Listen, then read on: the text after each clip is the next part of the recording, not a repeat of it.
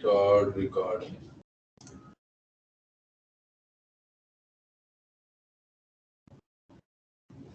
अच्छा ठीक है, रिकॉर्डिंग हो रही है कि नहीं हो रही है, यहाँ पे कुछ इंडिकेशन हो या नहीं आ रहा है। Anyhow we move back to our slide. ठीक है, तो हमारे पास हम लोगों ने 3 किस्म की जो है ना केमिकल वेदरिंग जो है ना हमने डिस्क्राइब थी। डिसोल्यूशन था, ऑक्सीडेशन था और हाइड्रोलिसिस था। अब जो है ना नेक्स्ट हमारे पास जो है ना टॉपिक जो आता है वो है factors affecting rates of weathering. कौन से फैक्टर्स हैं जो कि वेदरिंग को फास्ट करते हैं या स्लो करते हैं। तो इसमें हमारे पास जो फैक्टर्स हैं, जो क्वेश्चन उम्मूमन आता है आपका एग्जाम में कि write down the factors which affect the rate of weathering और वेदरिंग। तो इसमें पेरेंट रॉक मटेरियल है, कैरेक्टरिस्टिक्स हैं, क्लाइमेट है, क्लाइमेट आपके पास इसमें टेम्परेचर और रेन आ जाती है। फिर रॉक स्ट्रक्चर्स हैं, सॉइल एंड वेजिटेशन कवर है, organic activity and time duration. We will look at these one by one. अभी हमारे पास जो है ना पेरेंट रॉक कैरेक्टरिस्टिक। अब हमारे पास हमने जो बोन रिएक्शन सीरीज देखी थी तो उसमें हमने ये देखा था कि आपके पास जो है ना 2 सीरीज थी हमारे पास, continuous and discontinuous series. Discontinuous series में ओलिविन पहले क्रिस्टलाइज होता है, पायरेक्सिन होते हैं, फिर वो इसी तरह नीचे चल जाते हैं हमारे पास, तो सिलिका कंटेंट जो है तो वो इंक्रीज होता जाता है। सिमिलरली कैल्शियम रिच प्लेजिकुलेज जो है ना सोडियम रिच प्लेजिकुलेज में चेंज हो जाता है कंटिन्यूअस बोन रिएक्शन सीरीज में। अब जो टॉप पे जो है, जो ओलिविन, पायरेक्सिन, एम्फीबोल वगैरह जहाँ पे होंगे तो हमारे पास वो मोस्ट ससेप्टेबल टू वेदरिंग है। तो वो रॉक कैरेक्टरिस्टिक, वो जो मिनरल स्टेबिलिटी है, यहाँ पे जो मिनरल्स हैं वो they will be less stable और मोर ससेप्टेबल टू वेदरिंग। तो स्टेबिलिटी एंड ससेप्टेबिलिटी जो है ना वो इनवर्सली प्रोपोर्शनल है। The stable the mineral, the less susceptible to weathering। और इसी तरह आप देखो ओलिविन है, जैसे जैसे नीचे आते हैं क्वार्ट जो ना हमारे पास लीस्ट ससेप्टेबल मिनरल्स है, मोर स्टेबल जो है ना आपके पास स्टेबिलिटी इसकी जो है ना ज्यादा है। आप इसीलिए देखते हैं कि आपके पास जो रेत होती है जो कि that is the end product of the weathering of the sandstone for example, उसमें क्या होता है कि आपके पास ज्यादातर आपके पास क्वार्ट्ज, मस्कोडाइट्स और फेल्सपार्स होते हैं। तो ये तो ये जो है ना वेदरिंग के जो है ना बचा के यहाँ तक पहुंचते हैं, तो ये जो है ना लेस ससेप्टेबल होते हैं, और in other words we can call them that these are more stable as compared to olivine, pyroxene etc. तो ये पहला फैक्टर है जो इफेक्ट करता है वेदर के रेट को। दूसरा क्लाइमेट के उसमें हम लोगों ने ये देखा क्या कहा था कि आपके पास temperature and rainfall are the major factors which affect the rate of weathering. अब ये चीजें इररेस्पेक्टिव ऑफ द केमिकल और फिजिकल वेदरिंग के तमाम वेदरिंग फिनोमेना को जो है ना इफेक्ट करते हैं। जैसे आपके पास इस डायग्राम में अगर देखें तो एक्स एक्सिस पे आपके पास मीन एनुअल टेम्परेचर है और सॉरी वाई एक्सिस पर, एक्स एक्सिस पे आपके पास जो है ना रेनफॉल है। अब जब दोनों चीजें थोड़ी होंगी तो उसमें क्या होगा, आपके पास जो है ना फिजिकल वेदरिंग जो है वो स्ट्रांग होगी, इंटरमीडिएट में मॉडरेट केमिकल फिजिकल वेदरिंग होगी, और स्ट्रांग जब होगी तो उसमें फिर केमिकल वेदरिंग जो है वो स्ट्रांग ज्यादा होगी, और यहाँ पे फिजिकल वेदरिंग सबसे ज्यादा होगी, दरम्यान में दोनों जो है ना एक जैसी होगी। तो ये आपका है कि जब टेम्परेचर जो है आपका ज्यादा होगा, ह्यूमिड होगा, क्या नाम है, बारिश भी होगी और टेम्परेचर भी ज्यादा होगा, तो क्या होगा वहाँ पे केमिकल वेदरिंग जो है ना वो प्रिडोमिनेंट होगी, और कोल्डर एरियाज में लेस रेन वाले एरियाज में जो क्या है फिजिकल वेदरिंग जो है ना स्ट्रांग होगी या डोमिनेंट होगी। तो ये क्लाइमेट के इफेक्ट उस पर था। अब आगे जाके हम स्ट्रक्चर्स को देखते हैं, रॉक स्ट्रक्चर्स। यहाँ पे आप देखेंगे, यहाँ पे अब स्लाइड नजर आ रही है ना आप लोगों को? जी सर। अच्छा, तो अब यहाँ पे अगर देखो तो एक रॉक एक्सपोजर दी हुआ है, और यहाँ पे ऊपर की तरफ जाता है, ये जो लाइन है ट्रिम लाइन है, ये फिर अंदर की तरफ जाती है, फिर ऊपर की जाती है, फिर अंदर की तरफ। इसका ये मतलब ये जो दरमियान में जो भी रॉक है, फॉर एग्जांपल यहाँ पे शेल है, This is an exposure with alternate limestone and shale beds. ठीक है, ये लाइमस्टोन का बेड है, ये शेल का बेड है, लाइमस्टोन का बेड है, शेल का बेड है, फिर लाइमस्टोन, फिर शेल, तो alternate shale and limestone. Shale is a friable और लूज मटेरियल होता है. जब बारिश वगैरह होती है या होता है तो क्या होगा कि ये जल्दी से जो है एरोड हो जाएगा, इसका इस तरह एज ये निकलता रहेगा और फिर एरोड होगा, फिर उसका एज निकलता. तो इससे आप देखें कि यहाँ पे आपको ऐसे जिगजैग लाइन जो है ना नजर आएगी. दरमियान वाले जहाँ पे जो शेल है it will get eroded faster as compared to the limestone. Soil and vegetation cover. अब आपके पास जो है जहाँ जहाँ स्लोप्स पे सॉइल होगी और वेजिटेशन कवर जो है ना उस पर होगा तो उसमें शायद इरोजन कम होगी. अब देखें जहाँ पे स्लोपी मटेरियल होता है तो हम क्या करते हैं, स्लोप होता है तो वहां पे हम क्या करते हैं कि वेजिटेशंस वगैरह जो है ना हम ग्रो करते हैं. उससे ये होता है कि जहाँ पे आपके पास वेजिटेशन कवर है वहां पे आपकी वेदरिंग रेट जो है वो स्लो हो गया एज कम्पेयर. अगर कुछ भी नहीं है, सिर्फ सॉइल ही है, वेजिटेशन नहीं है, तो उसके स्लोप से पानी तेजी से बहेगा और तमाम सॉइल जो है वो अपने साथ लेके चले जाएगा और वहां पे वेदरिंग इफेक्ट जो है वो ज्यादा होगा. ऑर्गेनिक एक्टिविटी इसी तरह आप देखते हैं कि बहुत सारी जगहों पे जो है अपना एनिमल्स होते हैं. जैसे पहले हमने उसमें फिजिकल वेदरिंग में हमने देखा था कि ऑर्गेनिक एक्टिविटी की वजह से भी जो है ना रेट ऑफ वेदरिंग जो है ना वो ज्यादा हो सकती है. There are lots of animals which make their homes. The human beings activity also comes into the organic activity. Mining हो गई, ये जो बड़े बड़े गड्ढे हम बनाते हैं, डैम्स बनाते हैं, सारी चीजें बनाते हैं, क्या होता है उससे जो है ना रेट ऑफ वेदरिंग जो है वो फास्ट हो जाता है, जल्दी हो जाता है, तेज हो जाता है. टाइम ड्यूरेशन, obviously जब एक रॉक जो है if it is exposed to longer time to the pressure temps or the temperature and rain, तो क्या होगा कि वहां पे जो है वेदरिंग रेट जो है वो ज्यादा होगा as compare to less amount of time जो है फेस करती है वो एक्सपोजर जो है वो रेन और उसको टेम्परेचर को. तो these are the factors which affect the rate of weathering. Next आपके पास एक टॉपिक आता है डिफरेंशियल वेदरिंग का. एक डेफिनेशन है, व्हाट इज डिफरेंशियल वेदरिंग.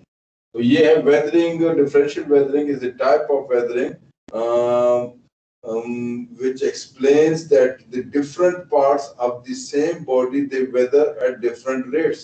देखिए अब ये वेदरिंग है ना, चाहे तो ये किसी वक्त ये ऐसे ही होता होगा सारे का सारा. यहाँ ये फोटोग्राफ जो है ना that I took in Namal gorge जो है जहाँ पे इमरान खान के नमल कॉलेज बने हुए बिल्कुल तो साथ ही गॉर्ज है, तो वहां पे मैंने विजिट किया. दैट वाज बैक इन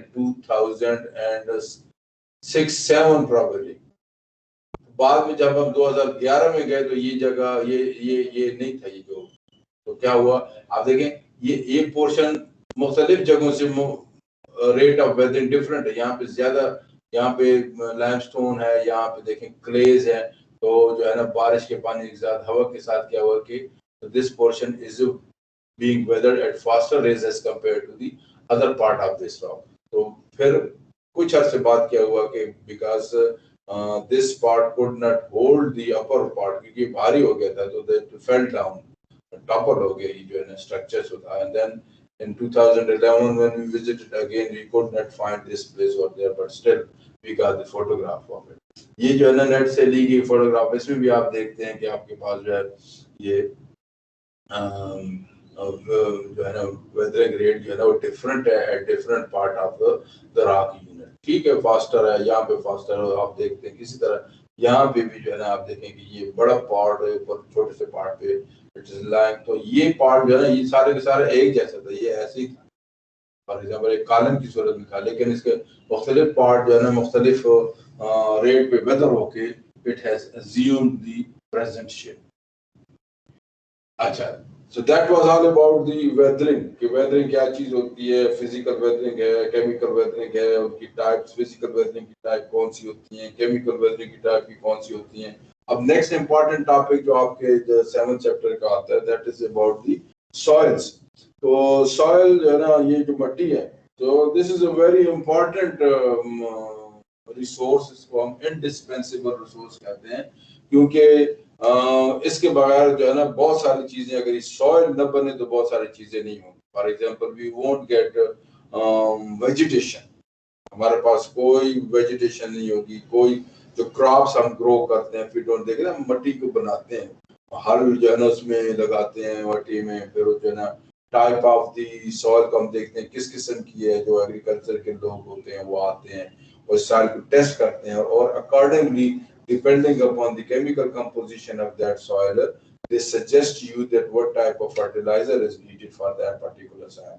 आप देखें अब नदरन एरियाज में मुख्तलिफ किस्म की सॉइल्स हैं और प्लेन एरिया में आप जाएं या पंजाब एरिया में जाएं तो डिफरेंट सॉइल्स हैं, और इसी तरह आप सिंध की तरफ चले जाएं, बलूचिस्तान में चले जाएं तो you will have different types of soils over there and you will get different types of vegetation and crops over there. तो ये सारी चीजें जो है ना बहुत इम्पोर्टेंट है when we are talking about the soil, और this is a interface between all the other जो है क्या नाम है स्फीयर्स है हमारे, हाइड्रोस्फीयर है, जियोस्फीयर है, बायोस्फीयर है, एटमॉस्फेयर है, राइट। तो ऑल इट्स एन इंटरफेस। यहाँ पे अगर वेदर देखें, वेदर चेंज होगा और बारिश ज्यादा होगी, टेम्परेचर ज्यादा होगा तो क्या होगा, सॉइल फॉर्मेशन ज्यादा होगी, और इसी तरह आपके पास बायोलॉजिकल एक्टिविटी ज्यादा होगी, सॉइल फॉर्मेशन ज्यादा होगी। इसी तरह जियोस्फीयर में आपके पास जो है प्रोसेसेस होते हैं, इरोजन होती है, उसके साथ साथ है ना फॉर्मेशन, जो सॉइल फॉर्मेशन प्रोसेस है वो तेज हो जाएंगे। तो it is an interface between all the spheres we have studied in our first chapter. अब एक टर्म है रेगुलिथ है, यूज होती है यहाँ पे। What is regolith? Regolith is basically the layer of the rock plus mineral fragments. जब physical weathering हो रही होती है फॉर एग्जांपल, तो आप क्या हमने देखा फ्रॉस्ट वेजिंग में देखा कि बड़े बड़े चंक्स जो है ना वो नीचे आ जाते हैं, और इसी तरह और जो है ना डिसइंटीग्रेशन ऑफ पार्टिकल्स है ना रॉक्स की टेक्स प्लेस। तो वो तमाम rock fragments plus mineral fragment जो उनमें मिनरल्स होते हैं तो वो मिला के उसको हम रेगुलिथ कहते हैं, बजरी सी होती है, ठीक है ना। तो अब और इस रेगुलिथ का वो पार्ट जो कि प्लांट ग्रोथ को सपोर्ट करता है तो दैट इज कॉल्ड सॉइल। अब फॉर एग्जांपल आप देख रहे हैं कि जब घर बन रहे होते हैं तो बजरी आती है साथ में, ठीक है, और कुछ जब वो प्रोजेक्ट कंप्लीट हो जाता है तो थोड़ी बहुत बजरी रह जाती है और वो उधर ही रहती है, और कुछ अरसे बाद आप देखेंगे जब बारिश होती है, चक्कर शक्कर चलते हैं, ठीक है, तो कुछ अरसे में you see small plants growing on that heap of that concrete, ठीक है। तो वो concrete basically it is a regolith, लेकिन उस अगर आप उस हीप ऑफ कंक्रीट को देखें तो जहां पे प्लांट ग्रो होता है उसको अगर नीचे से देखें तो वहां पे बहुत फाइन ग्रेन सॉइल जो है ना वहां पे होगी, जो कि उस प्लांट वहां से ग्रो हो रहा होगा। तो ये regolith is not the soil, so that part of the regolith that supports the plant growth is termed as a soil, ठीक है, उसको हम जो है ना सॉइल कहेंगे। तो रेगुलर और सॉइल में बहुत फर्क है। तो अब ये आप देख लें, कभी कभी एग्जाम में भी मैं पूछता हूँ what is the difference between the regolith and soil. Soil क्या चीज है? सॉइल एक तो है कि that part of the regolith. अब उसमें सॉइल में हमारे पास क्या चीजें आती हैं? सिर्फ मट्टी नहीं होती है, सिंपल मट्टी नहीं होती है कि आपके पास जो है ना रॉक जो है ना वो ब्रेक डाउन हो जाती है। Soil it's a combination of minerals हैं। देखिए मेजर पार्ट में इसमें आपको रॉक फ्रेगमेंट्स जो ये मिनरल्स वगैरह आते हैं, that is the rocks and minerals, ये चीजें मिनरल मेटर आपको हम कहते हैं। Plus 25% air and water. इसीलिए देखिए जब आप फसल बोते हैं मट्टी तो ऑलरेडी वहां पे होती है, बट क्यों हम हल क्यों चलाते हैं उसमें? वो इसलिए का चलाते हैं कि एरेनेशन के लिए। जब हम पानी देते हैं तो पानी मट्टी में जाता है और साथ साथ एयर भी होती है। जब हम सीड्स जो है ना वो उसमें बोते हैं तो उनको हवा भी चाहिए along with the mineral water and the organic matter. 5% organic matter. If soils में organic matter already मौजूद है then we may not need the fertilizer, but usually we use organic matter that is called the fertilizer to that soil. So ये soil में already ये चीजें भी होती हैं। तो soil is a mixture of air, water, mineral matter and the organic matter. ये आप याद रखें कि सॉइल की डेफिनेशन में ये है। सॉइल फॉर्मेशन इतना आसान प्रोसेस नहीं है, it's a difficult process and lots of parameters, they are factors, they play a role in the formation of the soils. तो controls of soil formations के नाम से आपके पास क्वेश्चन आ सकता है कि what are the controls of soil formation? So these are the controls of soil formation. Parent material पीछे भी हमने पढ़ा था, तकरीबन जैसे ही है। क्लाइमेट बिल्कुल वैसे जैसे पीछे हमने देखा था, टेम्परेचर एंड जो क्या नाम है रेनफॉल है, इसी तरह टाइम ड्यूरेशन हमने देखा था। प्लांट्स एंड एनिमल्स के ऑर्गेनिक एक्टिविटी के नाम से हम प्लांट्स और एनिमल को इसमें डाल देते हैं। और स्लोप एक एक्स्ट्रा फैक्टर है जो कि it plays role in the formation of the soil और it controls the soil formation. तो ये फैक्टर जो हम जो है ना वन बाय वन हम देखेंगे इसको।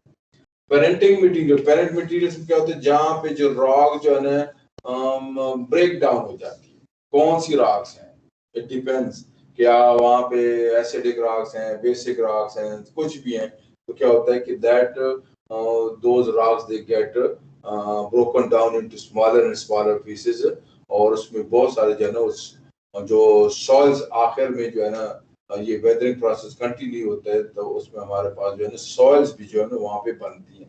वो सॉइल जहाँ पे अब ये क्या होता है कि ये जब इसमें से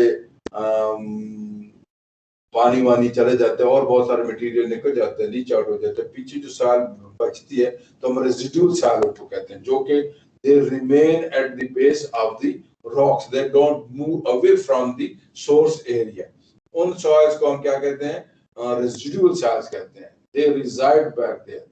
Untransported soil, obviously transported means that the soils which have been transported from their source of origin to the place of deposition और जगह पे जो है ना डिपॉजिट हो जाती हैं, तो उनको हम ट्रांसपोर्टेड सॉइल्स कहते हैं। और रेट ऑफ सॉइल फॉर्मेशन जो है वो पेरेंट मटेरियल जो है ना इफेक्ट करता है।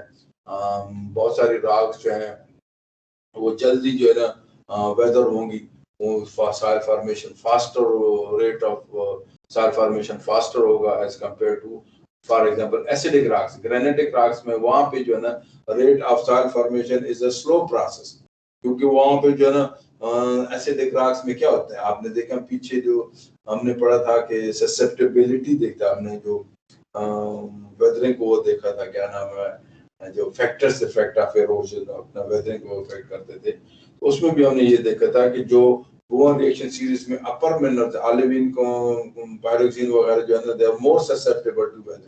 Similarly when they are more susceptible to weathering, so when they weather down, so soil is a weathering product, ठीक है, उसी सॉइल बनेगी।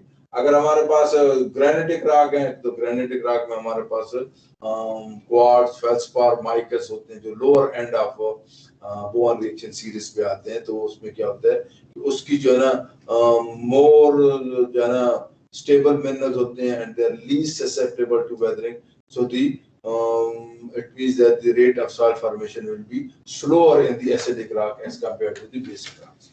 Similarly, fertility is also affected by this. तो आप देखते हैं कि ये फर्टिलिटी जो है ना ये डिपेंड करती है पे कंपोजिशन ऑफ द रॉक्स की।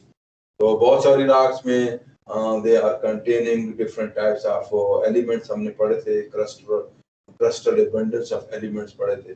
तो आप देखें कि अगर किसी जगह ना सोडियम पोटेशियम ज्यादा होता है, फास्फोरस ज्यादा होता है, ठीक है, तो उनकी फर्टिलिटी इफेक्ट होती है। इसीलिए मैंने कहा था कि जब सॉइल जो है ना हम उसमें फर्टिलाइजर डालते हैं तो उसका एनालिसिस कराते हैं, और उसकी बेस पे आप देखते हैं कि मुख्तलिफ किस्म की सॉइल जो है ना फास्फोरस फास्फेट सॉइल्स अलग और फर्टिलाइजर अलग होते हैं। अगर उसमें सॉइल में फास्फेट कम है, क्योंकि these are very good nutrients for the plants, nitrogen हो गई, ये हो गई, तो इसके लिए जो है वो फिर डिफरेंट टाइप्स ऑफ फर्टिलाइजर्स हैं आपके पास, सोना यूरिया है, बबरचेर यूरिया है, तो उनकी मुख्तलिफ कंपोजिशन होती है, किसी में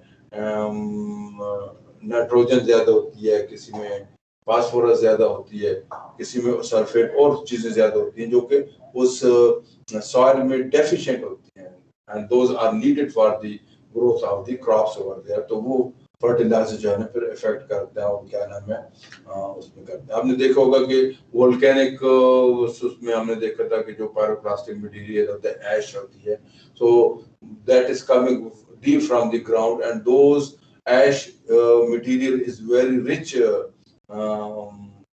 when in different types of minerals, तो उसकी fertility बहुत ज्यादा होती है। There they don't use the fertilizer to grow plants, वो खुद ब खुद जो है ना मुख्तलिफ fruits हैं और vegetables they can grow with that on that side, तो उसकी fertility different। Similarly जो parental material है वो भी इफेक्ट करते हैं सॉइल की फर्टिलिटी। क्लाइमेट आ जाती है, ठीक है, बहुत ज्यादा इन्फ्लुएंशियल कंट्रोल है इसका सॉइल फॉर्मेशन पे, और हमने कहा कि टेम्परेचर और रेनफॉल हम इसमें इंक्लूड करते हैं। जहां जहां जैसे हमने कहा कि फिजिकल वेदरिंग पे जो फैक्टर्स हमने देखे थे क्लाइमेट में, वहां भी टेम्परेचर और रेनफॉल को देखा था हमने, देखा जहाँ पे हॉट एंड वेट क्लाइमेट होगी वहां पे केमिकल वेदरिंग जो है वो ज्यादा होगी। जहाँ पे केमिकल वेदरिंग ज्यादा होगी तो क्या होगा, आपके सॉइल कवर भी थिक होगा, ज्यादा सॉइल बनेगी, और जहाँ पे कोल्ड क्लाइमेट होगी वहां पे फिजिकल वेदरिंग ज्यादा होगी और वहां पे जो है ना सॉइल कवर आपका कम होगा। तो hot and wet is a very suitable control of the soil formation. तो जहाँ जहाँ पे ये कंडीशन पर prevail, hot and wet condition prevail करेंगी, तो वहां पे आपके पास you will be have a thick cover of the soil, and when you have thick cover of soil then leaching effects fertility. तो उसमें फिर क्या होता है कि आपके पास जो न्यूट्रिएंट्स होते हैं so they get leached down to the lower part of the soil। आपके पास जो ऊपर वाली सॉइल होती है वो फिर जो है it becomes devoid of those fertile elements जो fertility के लिए जरूरी होती है। तो उसके लिए फिर then we have to find out that we mix certain type of fertilizers to that soil to become good for the plant growth। Types of plants and animals, तो ये भी इफेक्ट करता है क्लाइमेट के हिसाब से। जहाँ जहाँ पे जब आपके प्लांट्स डिफरेंट होंगे, डिफरेंट कंडीशंस में आप देखें कि सर्द इलाकों में डिफरेंट किस्म की वेजिटेशन होती है, वहाँ प्लांट्स डिफरेंट होते हैं, इसलिए फ्रूट्स भी वहाँ पे डिफरेंट होते हैं। गर्म इलाकों में और जहाँ पे ज्यादा बारिश होती है ट्रॉपिकल, उसमें आप देखें ये जो आप आम का सीजन आ रहे थे, गर्म इलाकों का सीजन है, ठीक है। आप थाईलैंड, मलेशिया, इंडोनेशिया में चले जाएं, वहाँ पे बहुत एक्सोटिक स्टार फ्रूट होता है, वहाँ पे क्या जैक फ्रूट होते हैं, ऐसे ऐसे फ्रूट्स होते हैं जो आपके पास हमारे पास यहाँ नहीं होते हैं। सिमिलरली ये सेब हो गए, ये ठंडे इलाके के अंगूर हो गए, चेरीज हो गए, कोल्डर एरियाज के। तो इसे प्लांट्स भी डिफर करते हैं और उन प्लांट्स को यूटिलाइज करने वाले एनिमल्स होते हैं। सारे एनिमल्स हर एक प्लांट नहीं खाते हैं, खास मखसूस प्लांट होते हैं जो वो खाते हैं। इसी तरह उन प्लांट की रगबत रखने वाले बहुत सारे एनिमल्स भी हैं, वो भी फिर वेरी करते हैं from one place to another place, climate के बेस पे। गर्म इलाकों में आपको एक किस्म के एनिमल मिलेंगे, ठंडे इलाकों में दूसरे किस्म के एनिमल मिलेंगे, and it's all because of the due to this soil over there. The soil is different, the vegetation is different, and when the vegetation is different, then the animals are also different in those areas. Time is very important। हमने कहा कि जब ज्यादा time होगा तो ज्यादा weathering होगी। Similarly for example we have, अगर सॉइल फॉर्मेशन का जो प्रोसेस है या जो सॉइल बन रही है, जितनी ज्यादा टाइम होगा देंगे सॉइल फॉर्मेशन के प्रोसेस को, तो क्या होगी, we will be getting thicker soil cover. One is ज्यादा वक्त है, बनती जाती है, ठीक है, we will have thick soil cover. Plus ये होगा कि क्योंकि प्रोसेस जो है ना ये क्लाइमेट की वजह से जो अगर टाइम उसका ज्यादा होगा तो क्या होगा कि उसमें चेंजेस आती जाती होंगी। केमिकल वेदरिंग हो रही है, फिजिकल वेदरिंग होती है, तो क्या होता है कि केमिकल वेदरिंग में we get new minerals forms. तो वो फिर क्या होता है कि जो उसकी सोर्स रॉक है, जो उसके पेरेंट मटेरियल है, उससे उसकी कंपोजिशन बहुत डिफरेंट हो जाएगी उस सॉइल की, जो कि एंड स्टेज में हमें मिलती है if we have that soil process going on for a very long time. Plants and animals, ये हमने डिस्कस कर लिया कि आपके पास अगर सॉइल की फर्टिलिटी डिफरेंट है then you have different types of soils आपकी बनेगी.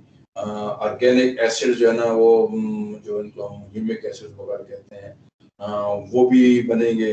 और इसी तरह जो वाटर होल्डिंग और लीचिंग एबिलिटीज होती हैं वो भी चेंज होंगी. और similarly we have different types of the animals on those areas. Last जो फैक्टर था to control the soil formation, that is addition to the one which affects the rate of weathering. बाकी factor जो पीछे हमने discuss किए हैं, so they are the same thing. अगर आपको थोड़ा सा कॉन्सेप्ट क्लियर हो तो आप उसको वेदरिंग के इफेक्ट में भी डाल सकते हैं, इन्हीं उनको वेरिएबल्स को, फैक्टर्स को. और यहाँ भी सॉइल कंट्रोल्स में भी यही फैक्टर जो है ना they play important role in the formation और the formation of the soil. तो एक ये नए जो है ना लोकलाइज्ड जो स्लोप जो है इट इज नॉट देयर. तो यहाँ पे स्लोप को जो ऐड किया गया, तो स्लोप पे जो है ना लोकलाइज्ड सॉइल्स. लोकलाइज्ड सॉइल्स का मतलब ये होता है कि आपके पास अगर स्लोप है उस पे सॉइल हो गई है और फिर बारिश होती है तो क्या होता है कि वो स्लोप ही रहती है और फिर उधर से चली जाती है. अब स्लोप की स्टीपनेस भी डिपेंड करता है और स्लोप की ओरिएंटेशन का डिपेंड करता है कि ये किस तरह से वो सॉइल जो है ना वो वहाँ पे रहेगी या नहीं रहेगी. उसी तरह स्लोप की स्टीपनेस और ओरिएंटेशन पे हम वाटर कंटेंट्स को देखते हैं और इरोजन रेट को देखते हैं कि उसमें वाटर जो है ना वो काफी देर तक रहेगा, एब्जॉर्ब रहेगा सॉइल में या चले जाएगा. और इसी तरह वो सॉइल जो है ना हम देखेंगे जल्दी रोड होती चली जाएगी कि नहीं. तो इसमें हम स्टीपनेस को देखेंगे, जितने स्लोप स्टीप होंगे वहां पे सॉइल या तो डेवलप नहीं होगी या वो पुअरली डेवलप होगी. वहां पे अगर थोड़ी बहुत सॉइल है तो उसमें पानी नहीं रोकेगा, सोक नहीं होगा, ठीक है, तो वो पानी उसमें से निकल जाएगा. और फिर जब सॉइल नहीं है जो कि basically it is required the number one requirement for the growth of the plant. अगर थिन सॉइल है और फिर उस पे या पानी भी उसमें नहीं है, ठीक है, हमने कहा soil is a mixture of water, mineral matter, air and the organic matter, ठीक है. तो अगर स्टीप स्लोप्स हैं तो थिन कवर होगा, बहुत कम सॉइल वहां पे होगी. और अगर उसमें वाटर भी नहीं है तो फिर क्या होगा कि उसमें जो प्लांट ग्रोथ है उसके चांसेस बहुत कम होंगे. और अगर स्टीपर स्लोप से थोड़ी सी बारिश होगी तो मट्टी जो है ना स्लोप में से बह जाएगी, नीचे चली जाएगी. तो we won't be having soil on the very steep slopes. और इसके अगेंस्ट जो लो लैंड्स होते हैं, जैसे अपना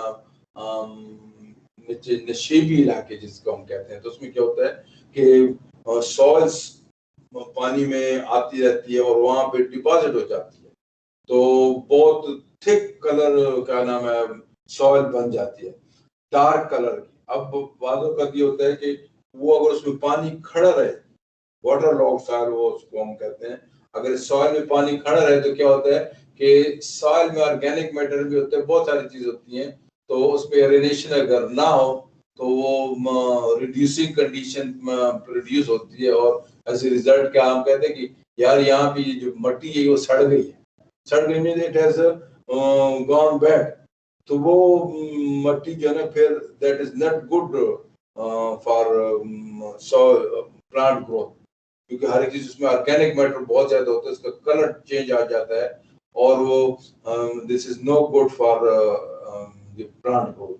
तो लो लैंड पे भी जो है बहुत ज्यादा लो लैंड पे हमें ऐसी ऐसे जगह पे हमें डिपॉजिट होनी चाहिए जिसका थोड़ा सा स्लोप भी, देखिए ना. अब जब हम लोग देखते हैं जो किसान आपके गांव में या जिनकी आप लोग की जमीन है वहां पे उसको कैसे जो है ना पानी लगाते हैं खेतों को. ऐसे पानी नहीं लगाते हैं कि खेतों में पानी बस अगले 2 महीने के लिए खड़ा रहे, ऐसा नहीं होता है. वो एक एंड से पानी लगाते हैं और उसको बहुत छोटे से स्लोप दिए होते हैं और वो पानी सारा जो फील्ड है उसको सैराब करते हुए क्या करता है कि वो नीचे से दूसरी तरफ से निकल जाता है. It does not stay. उसको उस वक्त उधर डका लगाते हैं, उसको रोकते हैं कि जब तक कि वो एब्जॉर्ब हो जाए. और एक्स्ट्रा पानी को फिर वो निकाल देते हैं और फिर ऊपर से बंद कर देते हैं, नीचे से बंद कर देते हैं. That's what the amount of the water they are needing for the growth of them. So similarly, अच्छी सॉइल वहां पे डेवलप होगी जहां पे आपके पास जेंटल स्लोप होगा, थोड़ा स्लोप होगा जहां पे पानी जो है ना आए और सॉइल डेवलप हो, लेकिन ऐसे स्लोप ना हो कि वैसे सॉइल जो है ना वो गुजर जाए, गायब हो जाए. तो we need an intermediate place between the very steep slopes and the lowlands.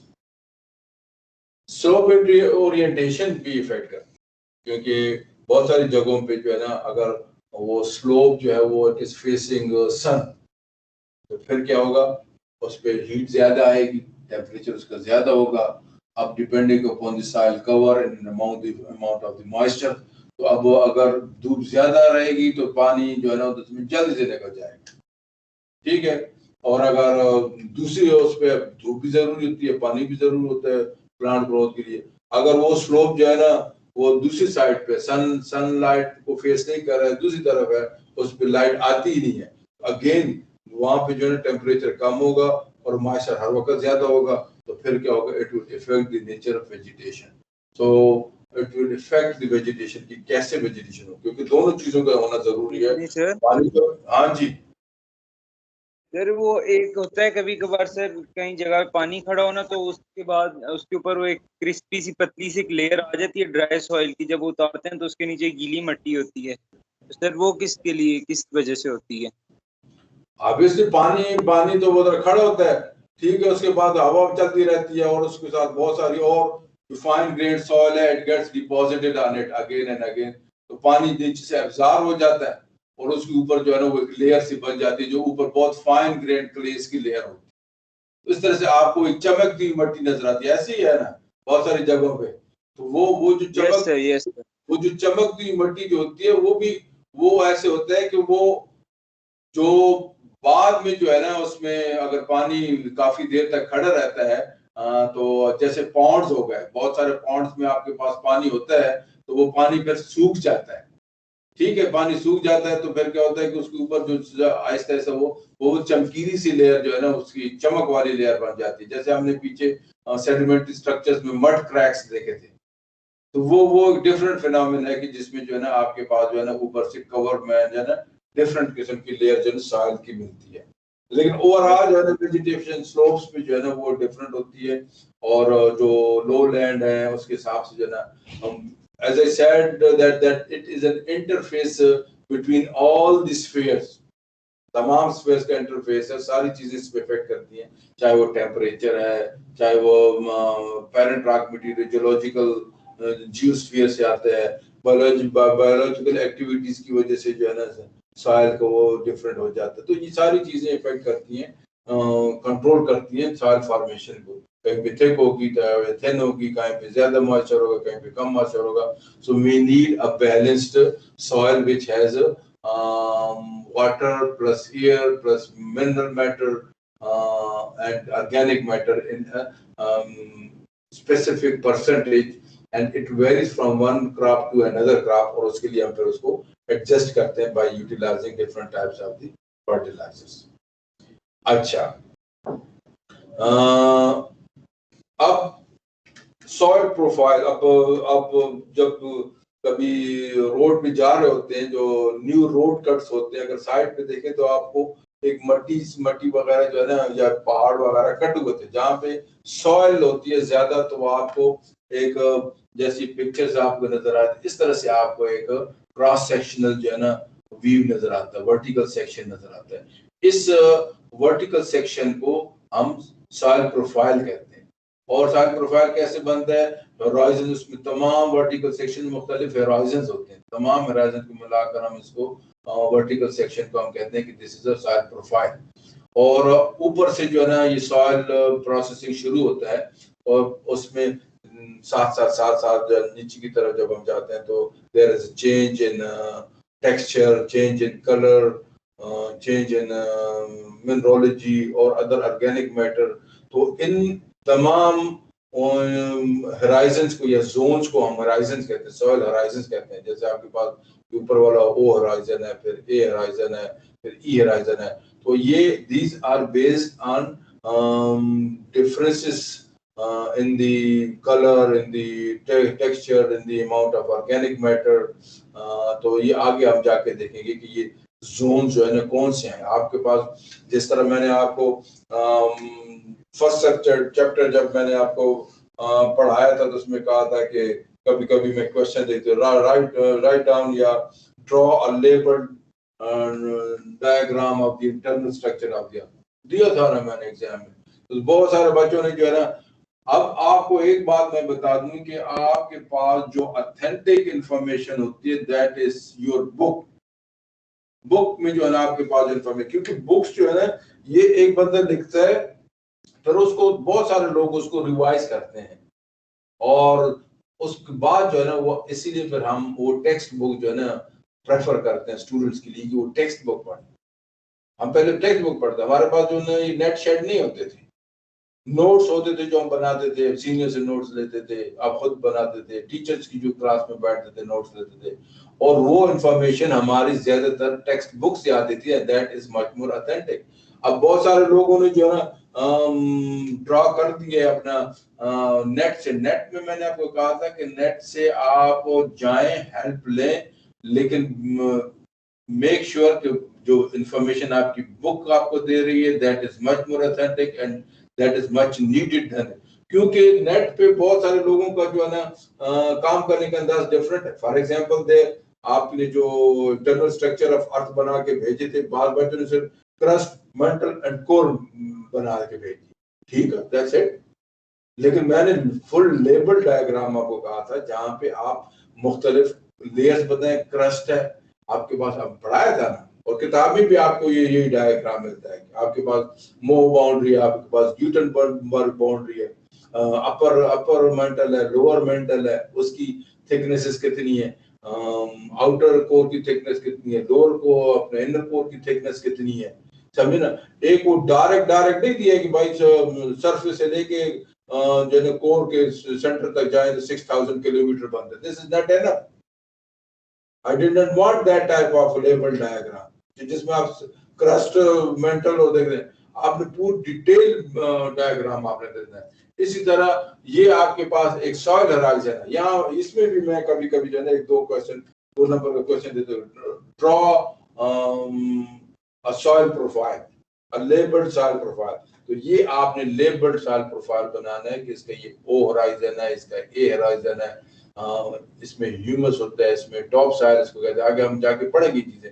ये ई हराइजन है, ये बी क्या होता है और सी क्या होता है। जब ये आप पूरा बना के देंगे मुझे तो फिर जो है ना, अब अगर आपने ओ ए ई बी सी लिख के दे दिया मुझे, आप आधे नंबर लेंगे, बट ये इंफॉर्मेशन जो है इट इज नॉट देयर कि ये इसमें क्या चीज होती है, तो फिर that is not enough. Similarly आप अपर एंड लोअर मेंटल की थिकनेस नहीं देंगे तो आपने मेंटल तो लिख दिया, लेकिन वो मेंटल नहीं है जो मैं चाहता था कि आप अपर लोअर मेंटल को लिखते, उनकी थिकनेस लिखते, उनकी बाउंड्रीज लिखते। अब बाहर जगहों पे एक डायग्राम उन्होंने दिए जिसमें उसमें जो है ना मैकेनिकल लेयर्स को डिस्कस किए, सिर्फ उसने लिथोस्फीयर और स्टेनोस्फीयर और मेसोस्फीयर को डिस्कस किया, डिटेल में डिस्कस किया, तो दैट इज नॉट एनफ। इसीलिए मैं आपको कहते हैं कि जो आपकी बुक में चीजें दी हुई हैं, with you concentrate on this. आप गूगल की तरफ मत जाएं, क्योंकि वहां पे जो डायग्राम्स हैं they are made for different purposes.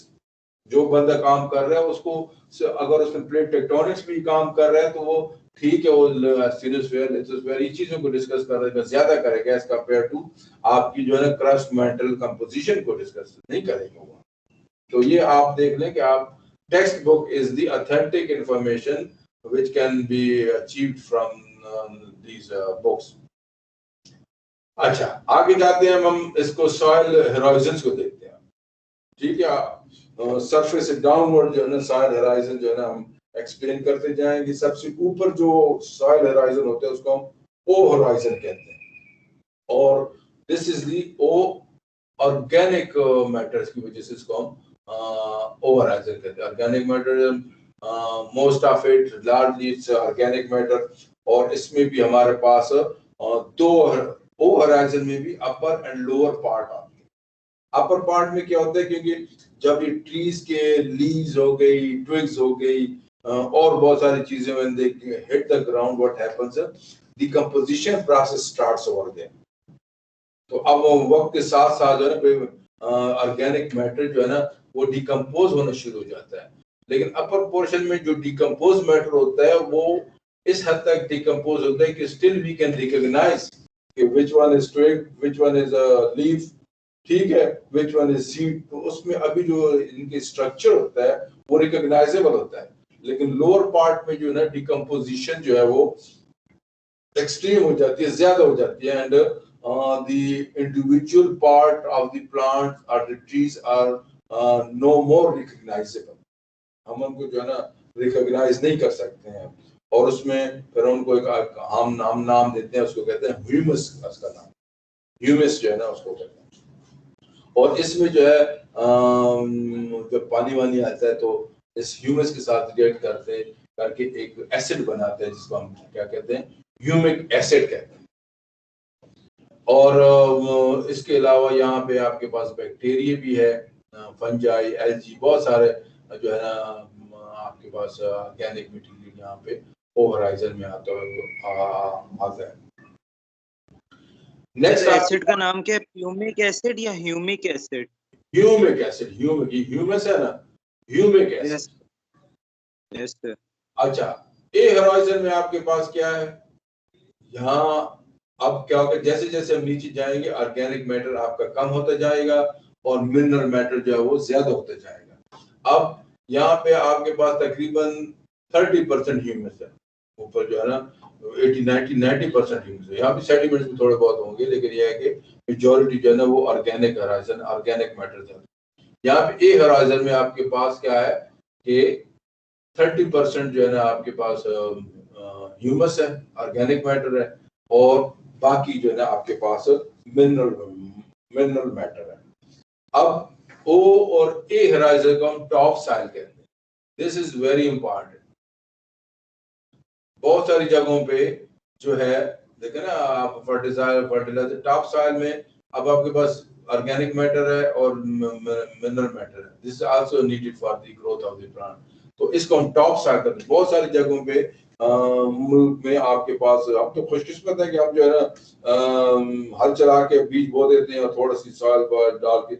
बाहर ममालिक में लोग टॉप सॉइल खरीदते हैं। जैसे आप फॉर एग्जांपल हमारे घरों में गली मोहल्ले में हर एक ने अपना बागीचा छोटा सा जो है ना गार्डन बनाया हुआ है, तो लोग जो है ना ये हार्डवेयर स्टोर में जाके जिस तरह फर्टिलाइजर्स हम लाते हैं, इसी तरह वहां पे टॉप सॉइल के वो मिलते हैं बैग्स में, तो वो लाकर डालते हैं, तो तब जाके वहां के उनके प्लांट ग्रोथ होते हैं। Otherwise they don't get those plant grown up in those areas. तो टॉप सॉइल जो है ना, this is also very necessary for the growth of the plants. इसको इसीलिए हम टॉप सॉइल कहते हैं। ई होराइजन, इससे नीचे फिर ई होराइजन आता है, लाइट कलर्ड का होता है। इसमें ऑर्गेनिक मैटर और भी कम होता है, क्योंकि जैसे जैसे हम नीचे जाते जाते हैं ऑर्गेनिक मैटर कम होते जाते हैं, मिनरल मैटर या रॉक मैटर ज्यादा होता है। लाइट कलर का होता है ई होराइजन, ठीक है। इसमें ऑर्गेनिक मैटर और भी बहुत कम होता है, और इसको हम कहते हैं zone of illuviation and leaching. Illuviation and leaching का क्या मतलब है? Illuviation is the process of moving solid material from the upper to the lower level. ये जो है ना ई एलिवेशन लेयर है। यहाँ से जैसे सैंड ग्रेन्स जो है they move from this E to B layer, ये सॉलिड मैटर जा रहा है। इसी तरह अगर डिसॉल्व मैटर होगा उसको हम, उस प्रोसेस को हम लीचिंग कहते हैं। बहुत सारे एलिमेंट जो होते हैं अगर डिसॉल्व फॉर्म में जो है ना they get from this place to down, तो उसमें लीचिंग का मसला है। तो यहाँ पे ये आपके पास जोन ऑफ इल्यूविएशन और लीचिंग है, ठीक है। यहाँ से दोनों चीजें मूव होती हैं नीचे की तरफ। उससे नीचे जाके हमारे पास जो होराइजन आता है दैट इज बी होराइजन।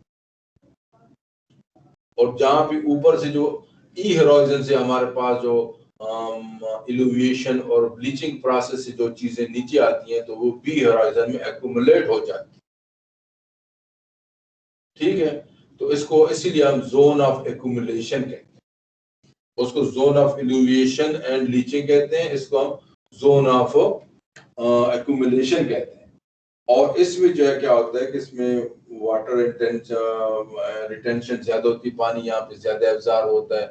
और इसी में आप अगर रोड पे जाए तो आप किसी जगह पे आपको वाइट स्ट्रेंजेस ही नजर आते हैं, छोटे छोटे बैंड्स जो है ना वाइट नजर आते हैं क्लेज में, ठीक है, तो उनको हम हार्ड पैंस कहते हैं। वो कैल्शियम कार्बोनेट होते हैं जो कि प्रेसिपिटेट हो जाता है मुख्तलिफ जगहों पे, और एज ए रिजल्ट क्या होता है कि दोज आर इम्परमिएबल लेयर्स, और उनके ऊपर पानी जो है ना वो रिटेन हो जाता है। इसलिए इंक्रीज्ड वाटर रिटेंशन इसकी वजह से यहाँ पे ज्यादा होती है कि वहाँ पे आपके पास हार्ड पैंस लेयर्स होती हैं, इम्परवियस लेयर्स होती हैं। तो इट फॉर्म सबसॉइल। ए और ओ और ए होराइजन आपकी टॉप सॉइल बनाते हैं, बी होराइजन आपकी सब सॉइल बनाता है। देखें, it's not playing any role in the formation of the soil, लेकिन यह है कि E horizon is there, it is very important. अगर यहाँ से ये चीजें नीचे नहीं जाएंगी तो बी होराइजन कैसे बनेगा, ठीक है, इसमें से चीजें निकल जाती हैं सॉलिडस में भी, और लीचिंग में important things they go down to the B horizon. तो बी होराइजन आपका जो है ना उसको हम जो है सब सॉइल कहते हैं, इसको टॉप सॉइल कहते हैं दोनों को, इसको सब सॉइल कहते हैं। और तमाम ओ ए ई बी, अभी बी ई होराइजन भी इसमें आ जाए तो सबको मिलाकर हम उसको क्या कहते हैं, सोलम कहते हैं या ट्रू सॉइल कहते हैं। ये सॉइल इतने तक होती है, इससे नीचे सॉइल नहीं होती, that's why this is the true soil. अब मुख्तलिफ जगहों पे आपके पास जो है ना जो है ट्रू सॉइल्स थिक होगी, थिन होगी, it depends upon the activity which is going on over there. तो आपके पास ट्रू सॉइल जो है ना वो बी होराइजन तक होगी। तमाम जो एनिमल और प्लांट की जो सॉइल फार्मिंग प्रोसेस है, एनिमल प्लांट, ये यहाँ बी तक होते हैं, बी होराइजन तक होते हैं। अब ये इससे नीचे ये जो है ना प्लांट की वो नहीं जाती, रूट्स भी नहीं जाती हैं, और दूसरी बात यह है कि यहाँ पे एनिमल भी इतने तक ही रिटेन होते हैं। इसके बाद जो है ना सॉइल इतने तक, इसके बाद सॉइल खत्म हो जाती है। अब नेक्स्ट होराइजन जो आता है that is below the solum and above the bedrock, यहाँ पे बेडरॉक, ठीक है। अब इसके ऊपर छोटे छोटे ये पार्शियली अल्टर्ड रॉक है, ठीक है, ये अनअल्टर्ड रॉक है, ये अल्टर्ड रॉक है, इसमें छोटे छोटे पीस होते हैं, इसलिए इसको हम क्या कहते हैं, इसको रेगोलिथ कहते हैं। इसीलिए इसको सॉइल हम नहीं कहते हैं, शुरू में हमने कहा था ना, रेगोलिथ इज क्या है, रॉक्स है और मिनरल मैटर है, that is regolith, this is not called soil. So that part of the regolith which supports plant growth is termed as soil. ये हमने डिफाइन किया था ना पीछे बहुत शुरू में। तो now you can see that कि ये रेगोलिथ है, सॉइल नहीं है, सॉइल बी होराइजन पे खत्म हो गई है, और उसके बाद जो है ना दैट पार्ट ऑफ ये रेगोलिथ को वो पार्ट है जो सॉइल ग्रोथ को जो है ना सपोर्ट करते, तो उसको हम सॉइल कहते हैं। अब बहुत सारी जगहों पे आपके पास जो डिफरेंट होराइजन है उसमें शार्प बाउंड्रीज होती हैं। अगर शार्प बाउंड्रीज जो टिपिकल है, जिसको हम कहते हैं कि जो एग्जाम्पलरी सॉइल लेयर्स हैं, होराइजन्स हैं, सारे के सारे मौजूद हों, उसको हम मैच्योर सॉइल कहते हैं। It means that it has gone through all the processes of elevation, leaching, accumulation, ठीक है। तो ये सारे के सारे प्रोसेस से जाने के बाद जब हमारे पास सारे होराइजन्स में ये होराइजन्स मिलते हैं, ग्रेडेशनल शार्प कॉन्टेक्ट्स हैं, तो उसको हम मैच्योर सॉइल कहते हैं। और अगर किसी सॉइल में हमारे पास जो है ना होराइजन जो है ना वो रिकॉग्नाइजेबल ना हो, ठीक है ना, हमें नहीं पता चलता है कि कुछ ओ डेवलप हुआ है, ए नहीं है, ई डेवलप हुआ है, ओ नहीं है, ए है, थोड़ा सा ई है, ठीक है, थोड़ा सा ए है, ई है, बी है, तो ये डिपेंड करता है। ये यहाँ पे जो है ना इसको इमेच्योर सॉइल कहते हैं, जहाँ पे हमारे पास फुली डेवलप्ड होराइजन्स नहीं होते हैं, इमेच्योर सॉइल कहते हैं। और these are usually developed after steep slope, क्योंकि वक्त लेते हैं ना सॉइल राइजर बनने में। मैंने कहा था कि आपके पास जो है ना बेहतरीन सॉइल्स उन जगहों पे बनती है जहाँ पे आपको जेंटल स्लोप में असर हो, तो वहाँ पे आपके पास परफेक्ट जो है ना सॉइल्स जो है ना डिवेलप होंगी, और लो लैंड एरियाज में भी नहीं डिवेलप होंगी, और स्टीप स्लोप्स पे भी आपके पास जो है ना अच्छी सॉइल्स लेयर जो है ना वो डेवलप नहीं होंगी, या पुअर सॉइल्स है ना वो develop. So this was all about the controls of the soils. आपके पास soils profile को हमने डिस्कस कर लिए, OA, EBC, जो भी R जो है ना, बहुत आप मुख्तलिफ उसमें देख सकते हैं। अपना नेट पे भी आप अच्छे से डायग्राम दे, लेकिन मेक श्योर कि आपके पास जो हेराइजन्स है वो मुकम्मल हो। अगर आपको क्वेश्चन आ जाता है कि write down the draw the soil profile, तो उसका मतलब है कि आपने सॉइल OAEBCDEF जितनी भी होराइजन सारे आपने लिखने हैं। ये नहीं है कि आपने ए लिखा है तो किसी जगह, अगर वो बंदा जो काम कर रहा था उसके पास जो सॉइल होराइजन बना था उसमें जो है ना वो ए मिसिंग था, और उसने दे दिया कि ए है, ई है, बी है, सी है, आर, तो आपका ई होराइजन वहां से मिसिंग है फॉर एग्जांपल, तो फिर वो आपको कंप्लीट सॉइल जो है ना जो क्रॉस सेक्शनल व्यू है, सॉइल प्रोफाइल है, वो फिर नहीं होता। वर्टिकल क्रॉस सेक्शन जो है आपके पास जब सारे होराइजन मुकम्मल हो गए तो वो है, and that's what you can find in your text books.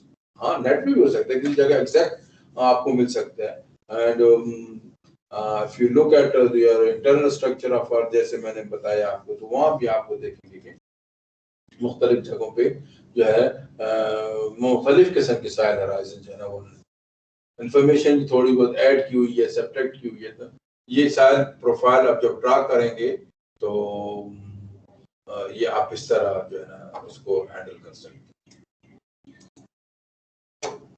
ठीक है जी, हम जो है ना इस पे स्टॉप करते हैं रिकॉर्डिंग। आपका सीआर साहब आए हुए